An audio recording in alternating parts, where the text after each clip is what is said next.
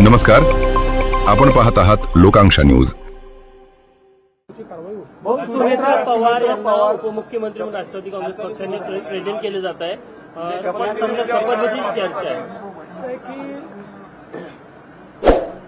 कुठलाही निर्णय जो काही घ्यायचा असेल तो राष्ट्रवादी काँग्रेस पक्ष घेईल आणि राष्ट्रवादी काँग्रेस पक्ष जो निर्णय घेईल त्याच्या पाठीशी आम्ही उभे राहू, सरकार म्हणून आणि भारतीय जनता पार्टी। त्यामुळे मी आता आपल्याला एवढंच सांगू शकतो की अजितदादांचं कुटुंब असेल किंवा राष्ट्रवादी काँग्रेस पक्ष असेल याच्या पाठीशी आम्ही पूर्णपणे उभे आहोत।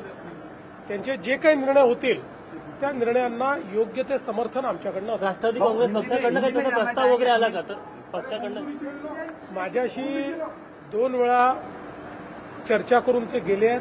त्या चर्चेमध्ये त्यांनी त्यांची काय कार्यपद्धती आहे, काय काय ऑप्शन्स आहेत या संदर्भात त्यांनी चर्चा केलेली आहे। मात्र अंतिम निर्णय जो काही असेल तो त्यांचा पक्ष घेईल, त्यामुळे त्या संदर्भात मी बोलणं हे योग्य होणार नाही। शपथविधी उद्या होण्याची शक्यता आहे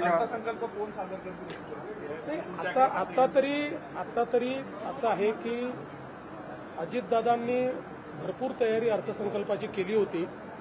आता उद्यापासून मी स्वतः लक्ष घालून अर्थसंकल्पाच्या ज्या काही प्रोसेसेस आहेत त्या मी स्वतः पूर्ण करणार आहे आणि मग आम्ही इव्हेंच्युअली ठरवू काय करायचं। शपथविधी काही वेळ ठरली का? शपथविधीची अशी काही वेळ मी तुम्हाला सगळं सांगितलं आहे, याच्यापेक्षा जास्त सांगण्याला माझ्याकडे काही